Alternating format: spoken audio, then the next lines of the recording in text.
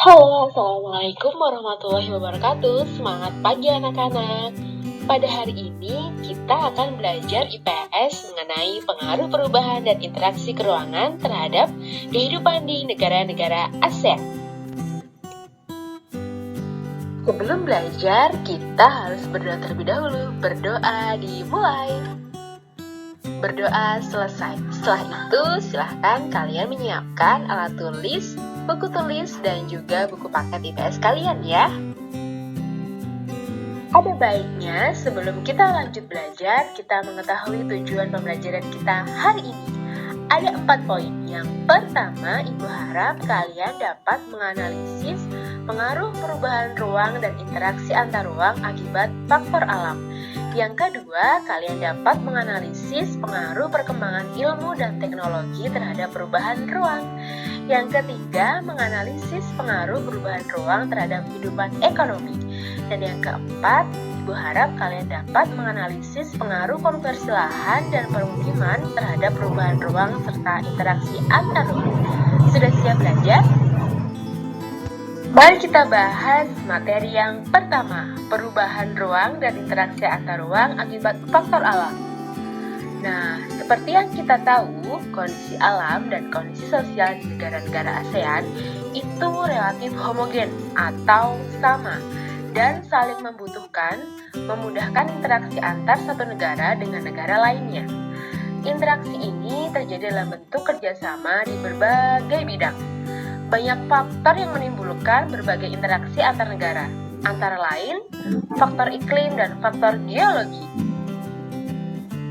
serta adanya faktor ketersediaan sumber daya alam. Next, kita membahas faktor alam yang pertama, yaitu karena faktor iklim. Lokasi negara-negara ASEAN yang berada di antara benua Asia dan benua Australia menyebabkan wilayah ini memiliki pola arah angin yang berganti setiap setengah tahun sekali. Angin ini dinamakan angin muson timur dan angin muson barat, yang masing-masing menyebabkan terjadinya musim kemarau dan musim hujan. Iklim yang dipengaruhi tiupan angin muson dinamakan iklim muson. Selain iklim matahari dan iklim muson, wilayah negara-negara ASEAN juga dipengaruhi iklim fisis. Iklim fisis ini dipengaruhi karena keadaan suatu fisik suatu wilayah, seperti perairan laut, pegunungan, dan dataran. Karena kan negara-negara di kawasan ASEAN ini memiliki faktor iklim yang hampir sama atau homogen, mereka kadang merasa senasib sepenanggungan karena sering mengalami bencana alam yang mirip-mirip seperti banjir, angin puting beliung, lalu juga ada kekeringan. Dalam upaya menanggulangi bencana di kawasan Asia Tenggara, ASEAN melakukan kerjasama antar anggotanya. Contoh, ketika pada tahun 2015 di Sumatera telah terjadi kebakaran hutan yang hebat. Malaysia dan Singapura atas nama ASEAN memberikan bantuan pinjaman pesawat pemadam kebakaran. Lalu, Indonesia dan beberapa negara ASEAN lain juga sempat membantu negara Filipina pada tahun 2014 saat bencana badai Haiyan. Ya, kita akan membahas faktor alam karena faktor geologi. Seperti yang kita tahu, kawasan ASEAN terletak di antara 3 lempeng secara geologi, yaitu lempeng Pasifik, lempeng Eurasia, dan juga lempeng Hindia. Nah, ketika 3 lempeng ini saling bertubrukan, maka akan muncul gunung berapi yang aktif. Rangkaian gunung di kawasan negara-negara ASEAN dikenal dengan Sirkum Pasifik dan juga Sirkum Mediterania. Pergerakan lempeng yang bertumbukan mengakibatkan terjadinya bencana geologis seperti gempa bumi.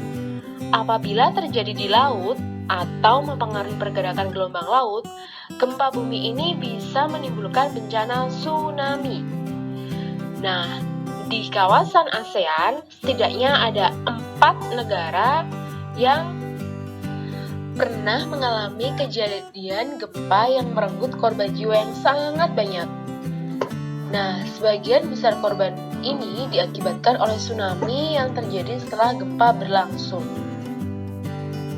Sama seperti kejadian bencana lain, negara-negara ASEAN sebagai organisasi ataupun negara-negara tetangga melalui Pusat Koordinasi Bantuan Kemanusiaan memberikan bantuan berupa kebutuhan pokok, fasilitas kesehatan, maupun donasi untuk perbaikan lingkungan dalam masa pemulihan. Faktor alam selanjutnya yang akan kita bahas adalah ketersediaan sumber daya alam. Hampir semua negara-negara ASEAN memiliki sumber daya alam berupa barang tambang, kecuali satu negara ini, yaitu Singapura. Negara Singapura yang wilayahnya sangat sempit memiliki keterbatasan sumber daya alam barang tambang. Tetapi Singapura sangat menguasai perdagangan dan industri. Negara-negara ASEAN yang kaya akan dengan barang tambang mengekspornya ke Singapura untuk diolah menjadi berbagai barang kebutuhan pokok. Tapi sumber daya alam itu tidak hanya berupa barang tambang anak-anak. Sumber daya alam itu ada dua, hayati dan non-hayati. Hutan, laut, dan barang tambang merupakan sumber daya alam yang banyak dieksplorasi untuk menunjang kehidupan setiap negara. Nah, sumber daya alam laut di kawasan negara-negara ASEAN juga banyak dieksplorasi untuk menghasilkan devisa atau pendapatan negara, seperti perikanan, mutiara, rumput laut, sampai barang tambang merupakan contoh eksplorasi perairan laut sebagai sumber daya alam. Yang sampai saat ini juga banyak sekali tempat wisata perairan laut yang dikelola untuk sumber pendapatan negaranya. Namun, tidak semua sumber daya yang diperlukan suatu negara tersedia di negara tersebut. Maka dari itu, untuk memenuhi kebutuhan-kebutuhannya, negara-negara anggota ASEAN melakukan pertukaran sumber daya alam dalam kegiatan jual-beli. Kegiatan jual-beli dan pertukaran sumber daya ini merupakan bentuk interaksi antar negara-negara ASEAN dengan bertujuan meningkatkan kesejahteraan masyarakat. Nah, perlu diingat, sumber daya alam perlu dilestarikan. Kalian sebagai generasi penerus bangsa, sebaiknya turut melestarikan sumber daya alam yang ada ya. Selanjutnya kita akan membahas mengenai pengaruh perkembangan ilmu dan teknologi terhadap perubahan ruang. Seperti yang kita rasakan saat ini, manusia lebih dimudahkan dalam berbagai hal ketika beraktivitas. Contohnya, sekarang kita ketika akan berpergian jauh sudah ada sepeda motor, mobil, bahkan kereta api. Nah, perkembangan ilmu dan teknologi telah berpengaruh terhadap berbagai aspek kehidupan manusia. Contohnya seperti tadi, teknologi, transportasi, lalu zaman dulu yang kita akan menghubungi seseorang harus melalui surat dan dikirimkan melalui kantor pos, lalu baru sampai beberapa hari. Saat ini kita sudah bisa mengirimkannya melalui WA ataupun email yang bisa sampai kepada penerima dalam hitungan menit. Itu yang dinamakan teknologi komunikasi. Yang pertama adalah teknologi transportasi. Teknologi transportasi ini dimanfaatkan untuk memindahkan barang dan manusia dari satu tempat ke tempat lain. Ilmu dan pengetahuan yang semakin luas telah memungkinkan perkembangan berbagai macam alat transportasi yang nyaman, cepat, dan dengan tingkat keamanan yang tinggi. Adanya perkembangan teknologi transportasi membawa perubahan aktivitas manusia yang berakibat terhadap perubahan tata kehidupan. Contohnya, jumlah orang Indonesia yang pergi ke Malaysia dan Singapura atau sebaliknya semakin meningkat setiap tahunnya karena dimudahkan dengan adanya teknologi transportasi ini. Namun, pembangunan prasarana transportasi akan mengubah kondisi wilayah di suatu negara. Lahan-lahan produktif seperti hutan atau sawah diubah untuk membangun jaringan jalan. Di beberapa negara ASEAN, rekayasa jaringan lalu lintas transportasi darat sudah sangat canggih. Contohnya, Singapura dan Thailand mengembangkan jaringan transportasi darat bawah tanah seperti gambar yang di layar ini. Yang selanjutnya adalah teknologi komunikasi. Ilmu pengetahuan telah berjasa mengubah perkembangan teknologi komunikasi menjadi semakin canggih. Berbeda dengan keadaan masa lalu ketika komunikasi masih menggunakan surat, yang membutuhkan waktu yang lama untuk sampai ke tujuan.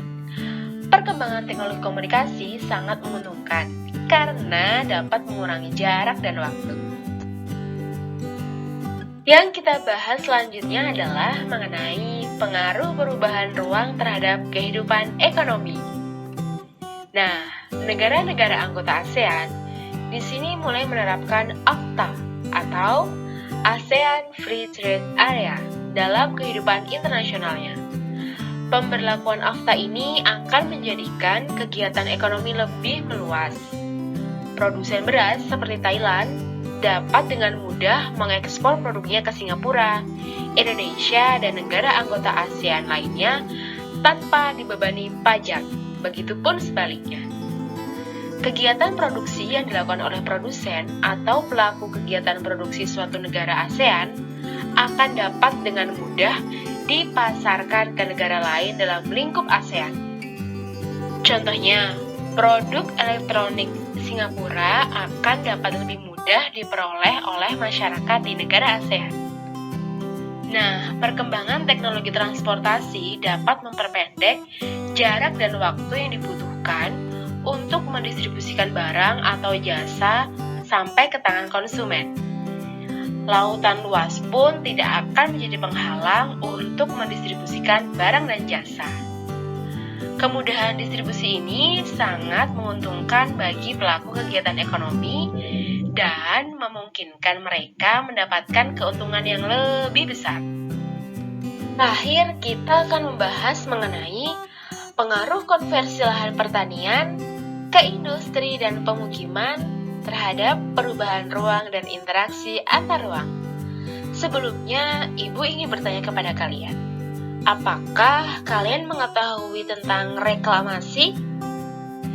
Ya, reklamasi adalah alih fungsi lahan pantai menjadi daratan. Reklamasi ini disebut sebagai salah satu bentuk alih fungsi lahan yang disebut konversi lahan. Konversi lahan lainnya biasanya mengubah area pertanian menjadi area dengan kegunaan lain, seperti pemukiman atau industri. Konversi lahan ini menjadi fenomena yang sering dijumpai di negara-negara ASEAN.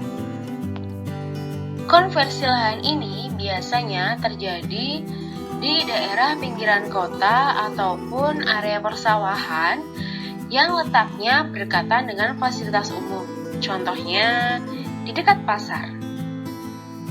Dan sifat dari konversi lahan ini adalah menular.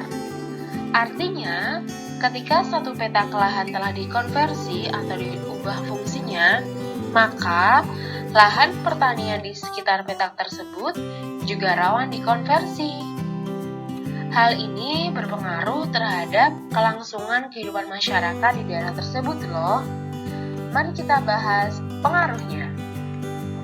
Pengaruh dari konversi lahan itu sendiri ada dua.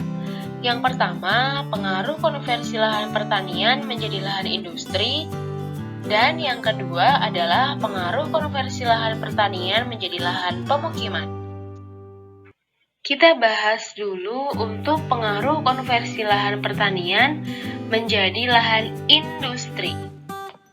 Nah, karena konversi lahan ini adalah mengubah alih fungsi lahan pertanian menjadi fungsi lahan industri, maka secara otomatis lahan pertanian akan berkurang, yang berdampak terhadap produktivitas pangan dari pertanian akan menurun. Yang kedua, lahan pertanian di sekitar industri berpotensi terkena imbas pencemaran akibat limbah atau polusi dari industri, baik tanah, air, maupun udara. Dan yang ketiga adalah konversi lahan itu menular, yang mengancam ketersediaan lahan pertanian. Pengaruh yang kedua adalah konversi lahan pertanian menjadi lahan pemukiman. Hal ini banyak terjadi di kota-kota besar yang merubah area persawahan menjadi area pemukiman atau kita sebut dengan perumahan. Nah, efek dari perubahan lahan pertanian ini menjadi lahan pemukiman sebenarnya tidak jauh beda dengan konversi lahan pertanian menjadi lahan industri yang memiliki beberapa pengaruh negatif. Yang pertama adalah mengancam ketersediaan lahan pertanian. Yang kedua, petani bisa kehilangan mata pencaharian karena efek yang pertama tadi adalah mengancam ketersediaan lahan pertanian. Yang ketiga, hilangnya ruang terbuka hijau. Dan yang keempat adalah berkurangnya resapan air. Oke, sekian pembahasan materi kita pada hari ini. Semoga bermanfaat. Dan jangan lupa untuk poin-poin penting dalam materi ini silahkan dicatat di buku tulis IPS kalian ya. Sampai jumpa di materi selanjutnya. Wassalamualaikum warahmatullahi wabarakatuh.